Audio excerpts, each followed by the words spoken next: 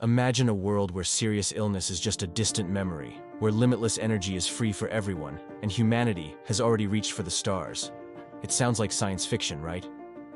But what if I told you the technology to create that world might already exist? What if it's been deliberately hidden from you? Today, we're pulling back the curtain on the suppressed inventions that could have completely rewritten our reality, and we're going to ask the tough question: why have you never heard of them? Let's start with a name you should know: Royal Raymond Rife. Back in the 1930s, Rife was a brilliant American inventor who developed what he called the universal microscope. This wasn't just any microscope. It was said to be capable of magnifying objects up to 60,000 times their original size, far beyond the capabilities of any other microscope at the time. With this incredible tool, Rife claimed he could see living viruses and bacteria in their natural state, something mainstream science said was impossible. But he didn't stop there. Rife believed that every microorganism, every virus, had its own unique electromagnetic frequency, a sort of resonant signature. He called this its mortal oscillatory rate. His theory was simple yet revolutionary. If you could broadcast that exact frequency back at the microorganism, it would shatter and be destroyed, just like a wine glass shatters when a singer hits the right note. He claimed this process was harmless to surrounding healthy tissue, as each cell type has its own unique frequency. This led to the creation of his most famous and controversial invention, the Rife frequency generator, or the Rife machine. Rife and his colleagues conducted experiments, claiming astounding success. The most cited story comes from 1934, where a special medical research committee from the University of Southern California allegedly observed Rife's treatment of 16 terminally ill cancer patients. According to supporters of Rife's work, after 3 months of daily treatments with his frequency device, 14 of the patients were declared clinically cured. The remaining 2 were reportedly cured after a few more weeks of adjusted treatments, a 100% success rate. If true, this would have been the single greatest medical breakthrough in human history. So, what happened? Why isn't there a Rife machine in every hospital, in every home? This is where the story takes a dark turn into the world of suppression. Proponents of Rife's technology claim that the medical establishment, particularly the American Medical Association, AMA, saw his work not as a miracle, but as a threat. Think about it. A simple, non-invasive, potentially low-cost cure for diseases like cancer would have completely upended the burgeoning pharmaceutical and medical industries. An industry built on expensive drugs, radiation, surgery, and long-term patient care would have faced an existential crisis. The narrative of suppression is chilling. It's alleged that key figures in the medical field who initially supported Rife were either bought off with lucrative grants and positions or threatened into silence. Rife's laboratory was mysteriously plagued by fires and break-ins, where crucial documents, photographs, and research notes vanished without a trace.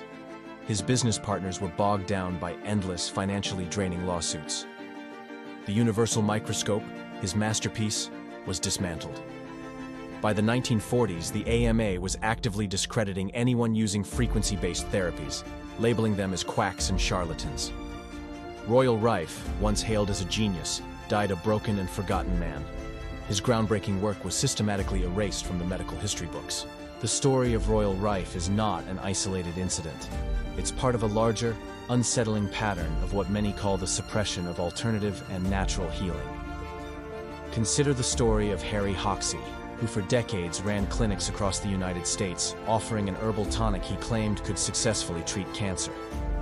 His treatment was based on a formula his family had been using since the 19th century.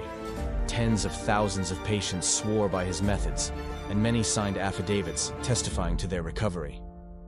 Yet, Hoxsey was in a constant 40-year battle with the medical establishment. He was arrested over 100 times for practicing medicine without a license, though he was never convicted. The AMA and the FDA relentlessly pursued him, calling him the worst cancer quack of the century. They dismissed his herbal formula as worthless, despite testimonials from countless patients. Eventually, the FDA shut down all of his U.S. clinics in the 1960s. Hoxsey moved his operation to Tijuana, Mexico, where a clinic operating under his name still exists today, offering his treatment to patients from all over the world.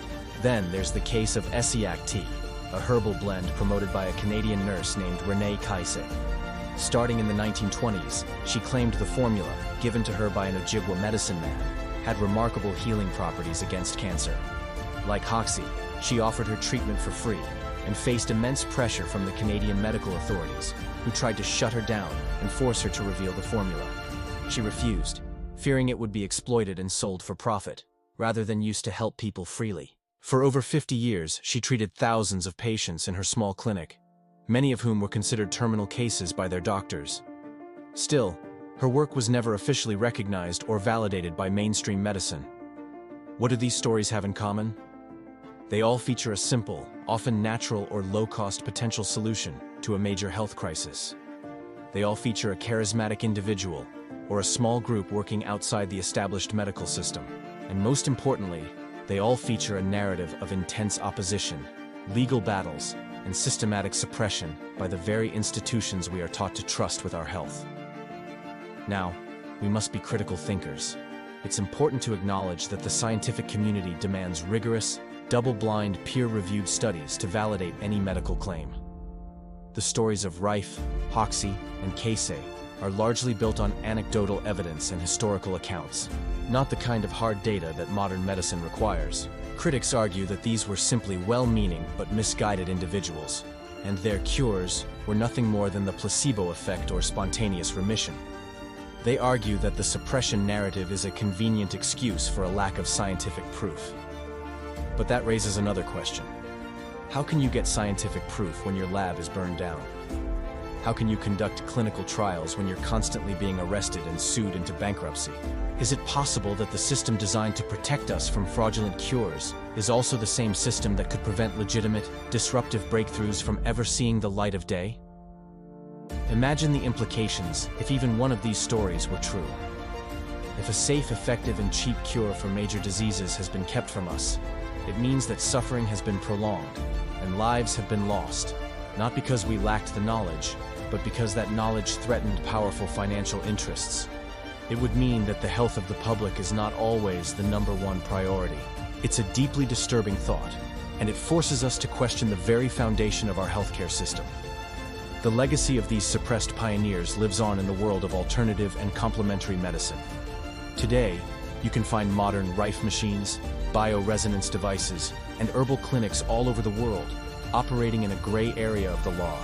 People are seeking these treatments, often out of desperation, because the conventional system has failed them.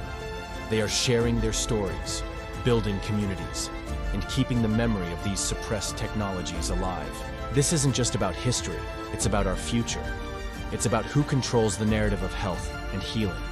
It's about our right to explore all possible avenues for wellness, not just the ones that are profitable for large corporations. The stories of Rife and others are a powerful reminder to always ask questions, to look beyond the official narrative, and to remain open to the possibility that the world is far more complex and mysterious than we are led to believe. The greatest discoveries may not be waiting in a future laboratory. They might be hidden in our past, waiting to be rediscovered. What do you think? Were these pioneers geniuses ahead of their time, or dangerous charlatans? Is there a deliberate conspiracy to suppress natural cures? Or is this just the scientific process weeding out unproven claims? Let me know your thoughts in the comments below. Thank you so much for joining me on this deep dive into a controversial and thought-provoking topic. If you found this video interesting, please hit that like button, and don't forget to subscribe and turn on notifications so you don't miss our next exploration into the unknown. Stay curious and question everything.